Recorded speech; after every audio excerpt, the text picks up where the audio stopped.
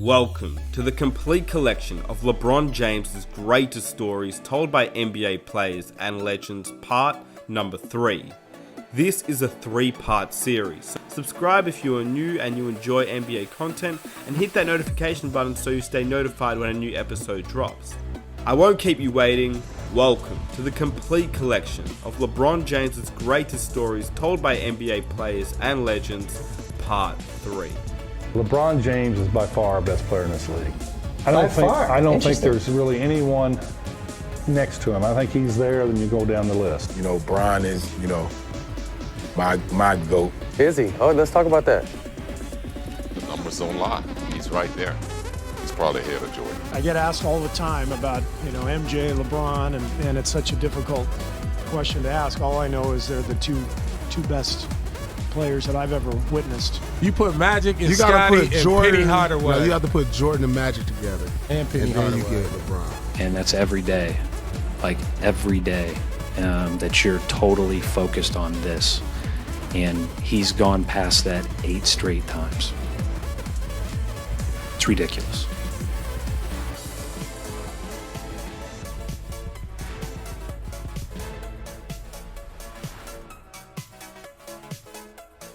LeBron is not as good as Michael Jordan? Come on. What do you think? LeBron is in a class by himself. You know, Bron is, my GOAT. Is he? Oh, let's talk about that. So give me your top 3. Bron, Mike, probably like Shaq. Bron is the best player because I feel like, just because you talk about the best basketball player, not the best killer instinct. You understand what I'm saying? The fact that he can play all 5 positions, the fact that he's done this shit for 17 years consistently, no drop off at any time. And we've been saying, well, not we. You can excite you big teething right now, like you really feeling this. But I'm saying he's the best all-around player of all time. It's not far. Oh yeah, there's no question. All right, I'll give him that. Scottie Pippen, you would know better than anyone. How close is LeBron to catching Jordan? The numbers don't lie. He's right there. He's probably ahead of Jordan. Oh my God! What? I just want to throw this water on you. Michael Jordan is probably the greatest scorer to ever play in the game. But I may go as far as to say LeBron James may be the greatest player to ever play the game, because he's so potent offensively that not only can he score at will, but he keeps everybody involved. And you have to be on your P's and Q's on defense, because no guy on the basketball court is not a threat to score when LeBron James is out there. I saw there was this big debate on Twitter about Kobe versus LeBron, who was a better, technical player. Better skilled player. Skilled LeBron player. better skilled, but Kobe's a better player than me. I think Kobe better skilled, and I Okay. think LeBron a better player. Really? Overall, yeah. Just because LeBron, his ability, right, to play with anybody and make anybody better. I think LeBron is a better skilled player because he could do more. He a better passer than Kobe. He a better rebounder. I mean, he's ambidextrous. He can use either hand. He jumped just as high as Kobe. And his footwork. His footwork. I think Kobe. Well, I think You'll never see, but the thing is, think about this. We seen Kobe before, or we seen Jordan, who Kobe emulated. Yep. We haven't seen You never seen like LeBron. No, for Magic sure. Johnson. You know what I'm saying? No. As great as I think Kobe Bryant is, I never said he's not as good as Michael Jordan. Man, this guy, LeBron James, You think he could be better than Michael? I do think he. I thought throw this water on you right now. No, listen. I'm gonna electrocute you twice tonight. Kenneth, listen. I always look at guys from my era. Like, I thought I would never compare somebody to Michael Jordan. But this guy, LeBron James, from a basketball, he does everything well. There's always been a player who you can compare somebody to. LeBron James is the first player that I've never seen another player that I can compare to. There's always been 6, 8 guys who were super talented, who were terrific players, but they all weighed like 220, 30 pounds. I don't think we've ever had a guy, who, Tracy, Scottie Pippen were all guys 6'7", 6'8", great defenders, great scorers, very athletic. But LeBron outweighed those guys by 30 pounds. And we talk about it all the time, like, ooh, man, this is a freak of nature. Like, he does everything well. What didn't Michael do well? Michael did everything well. LeBron James just bigger, stronger, faster. That's the only difference. But Michael Jordan always said, Michael Jordan had the perfect body. 6'6", 225. Can I run, I'll jump, tough, everything? I said, this other guy's 6'8", 260. I mean, we've never had a guy, like you mentioned Scottie. Scottie could guard a point guard, but Scottie was 6'7", 220. This other guy is 6'8", 260. He guards power forward. He plays power forward. I mean, this guy has the most unique body set. It's kind of like Magic playing the point. Like, wow, this is a 6'9" point guard. Magic, you don't think Magic? Nah, I mean, Magic wasn't this athletic freak. Magic wasn't doing it like that. You know, he wasn't this athletic freak. It's at LeBron the whole time. Scottie Pippen? Hell no. I mean, if you put them together, you put Magic and you gotta Scottie put Jordan. and Penny Hardaway. No, you have to put Jordan and Magic together. And Penny Hardaway. You know, so we playing Miami. I'm like, yeah, I had I think if a team cut me, I was gonna have a good game against them because I'm gonna make them pay. So I'm playing good, woo-woo. Then the play happened. I know where this is going. Then the play happened. So Rip Hamilton. I'm like, Rip, back screen coming. Like, get through. Back screen, like, because, you know, Tibbs with a defensive team, so, you know, somebody you got to fall back. So I'm like, back screen coming, back screen coming. So he don't move, he stops. So, okay, of course, I got to bag up, take away, you know, that. So we boom. I'm like this, I'm backing up, you know, guard you, man, like I'm doing this. So I'm like this. They throw the ball up. I was like, Yeah. Right? Like, Who is that for? Yeah, right, you know what I'm saying? Like, So he, you know, comes over. I didn't know he jumped over me at the time. He dunked it. Boom! Well, good little brush screen by Mario Chalmers. Picks off Hamilton, and he goes right over Lucas. I didn't even see that on the play originally. They go crazy, like, oh. I'm like, you know what I'm saying? He said, I didn't know he jumped over I me. didn't know, so my whole thing was like, oh shit, he dunked me. Let me go get a bucket real quick. So I'm like, take the ball out. So I'm rushing down court. Tibbs called timeout. So you gotta sit there. That's the worst. So now, they like, oh, like just going crazy. You know that Mike, you know Playing how on the Miami replay of fixed the this, score. oh, everybody got white on in there, look like you had a. So we on the bench and I'm like this, I'm looking at it. So, and like Joe King and Taj, we all like, it's just quiet. Like, you know, the coaches huddle up in the middle before they come give you the game. So we like this, and Joe, and like Taj gave me this thing like, yeah, that happened like that. So I get back to the phone, I turn both my phones. I had two phones at the time. I turned both them up. I'm like, hey. Jason Terry, good defense. Wade from behind takes it away. Chalmers, Paul, James! Whoa! What do you remember about that play? What do you remember about that moment? I want to say it's one of the lowest moments in my career, but at the same time, I mean, I'll forever go down in history. Like, you got dunked on by the kid. Every camp, every clinic around America, I go and talk to kids. They don't ask like, man, how did it feel to play 19 years? How did it feel to play with Dirk or win a championship? Yeah. What question they ask? How did it feel for LeBron to dunk on you like that? Like, come on, man, get out of here. Was it a fast break? It was a fast break, but what happened was I was coming down, I turned the ball over. Okay. So it's just instinct for me when you turn it over, I gotta get it back. So I'm chasing it, I mean, I might have chased their whole team and the coach, trying to get the ball back. I got Chalmers coming at me, and then LeBron's coming down the middle. Took my eye off LeBron for 1 second, chased Chalmers, turned back around, and he was already in the air, like, in slow motion. And what made me jump is what I'm trying to figure out. Like, you know it, like even if you did jump, You're not gonna touch that, man. You ain't touching that. Oh. And I jumped, man, and he lifted me on his knee, and I was still going up with him. Like LeBron just bang, bang, it was over. Like I was elevated, I was in the rim. Hit the ground, man, and I didn't hop up quick. I laid there for a minute. And I think that's the picture, the meme that's out. Like I'm laying there with my arms closed, like we in the funeral, man. I can't front, bro. I was one of those people on social media that just dying cool. laughing at this moment. For 3 weeks, I was checking my phone, and people were sending me messages, man, you okay? Like numbers I haven't heard in 8 years, I'm seeing numbers pop up. Jet, you good? You dead, big homie? You good? Like, I don't know what these people talking about. They even said in Wikipedia, they said that was my death date, and it had the date and everything on it. That's crazy, man.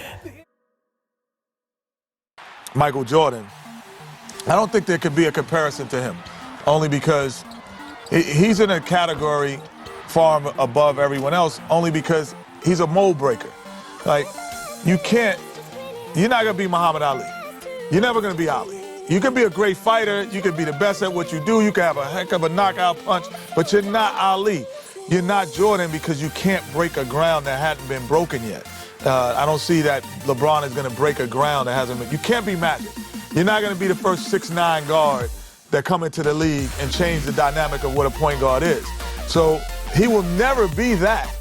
He will be a great player, but he'll never be a groundbreaker. But I disagree. I mean, I agree that Michael is above and beyond everybody, but LeBron is breaking new ground with the way he's playing, I think. I don't even know what position he plays, but he can guard all 5 spots. He's really the point guard, but then he plays power forward sometimes. I was going to ask you, Steve, I mean, is this, well, sometimes you hear guys, well, he redefined the power forward position. He redefined power forward. Exactly.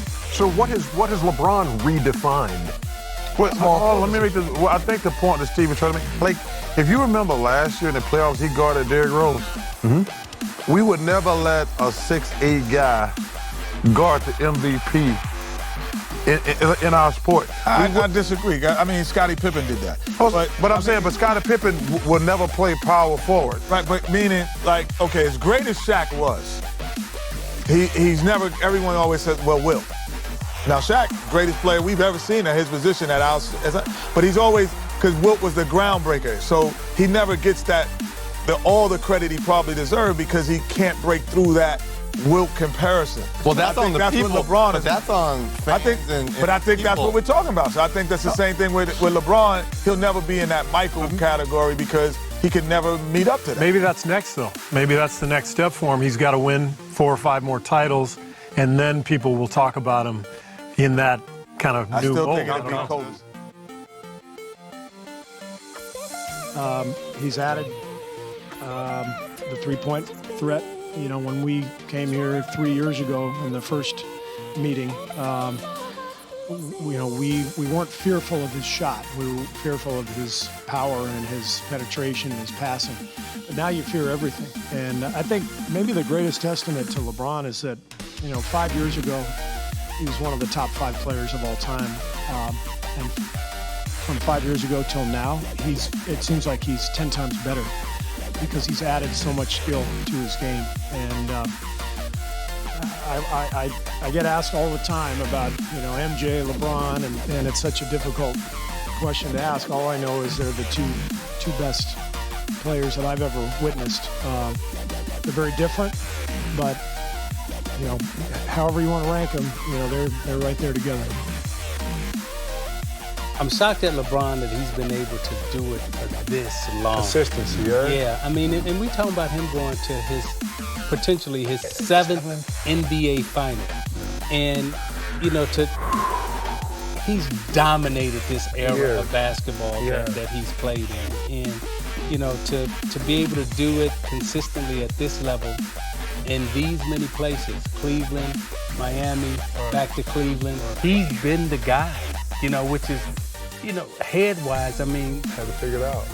He's got to be a basketball savant, genius, just totally on another different level that, arguably we haven't seen in this league. Shout to LB and your greatness, bro. You out here doing it every year. You've been consistent. He's never hurt. You never hear anything in the news about him. He's a great humanitarian. So on and so on with the ETC when it comes to LB. You know what I'm saying? LB starting schools. He's going 25 in the 4th against the Pistons. What else you gonna do, bro?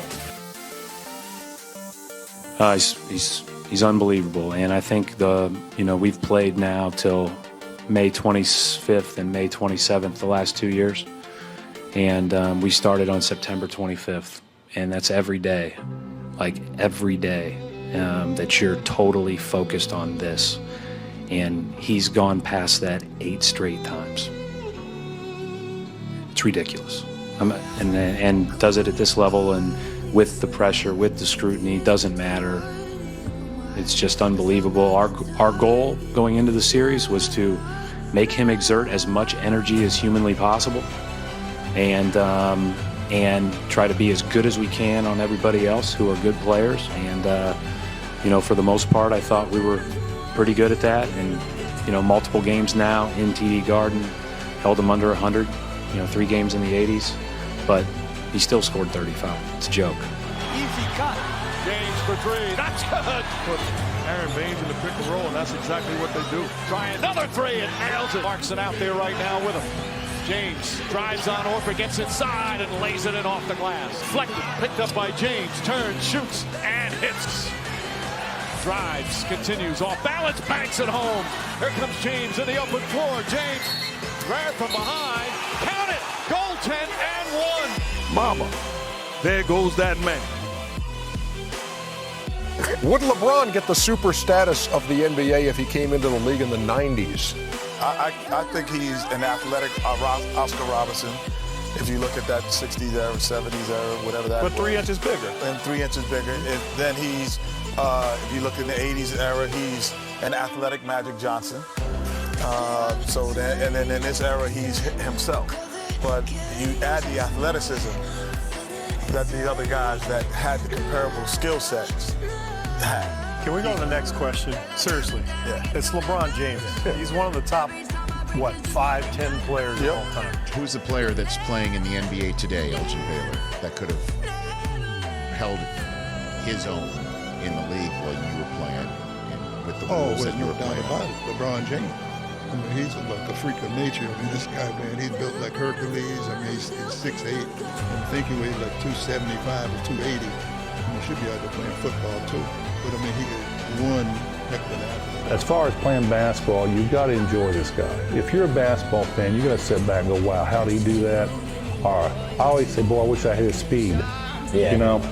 But some of the stuff that kid does out there, he's by far, Kobe was always my favorite. Yeah. Since I got out. I don't like that, by the way. But LeBron James is by far our best player in this league. I don't think there's really anyone next to him. I think he's there, then you go down the list. Being a small forward, understand what type of player he is. Like Charles said, he's a player at 6'8", 260, 270 with unbelievable speed and athleticism. You can't, where have you ever seen him? He actually could have been better And I'll tell you something, if he ever really learns how to play on the post and adapt that as part of his game, you think he's unstoppable now? He might have played better. The outlaw. He might have played on the 24. Falling away. Got it. Start looking to go now. Trying to get it in the fridge. LeBron, tough shot. Nothing too tough for the King tonight. LeBron, baseline jump shot. Another opportunity. LeBron, tough shot. He's 2 of 3, 5 points, consecutive wins. And this is something they want to hang their head on. Oh, my goodness. Minute 20 to play here in the quarter. LeBron turns, confronts 2 players. You just said in our era. With better players and guys. Better players, and I think you've been posting up more. Yeah. And also because the way we fouled in the 90s, he'd have developed a jump shot even quicker.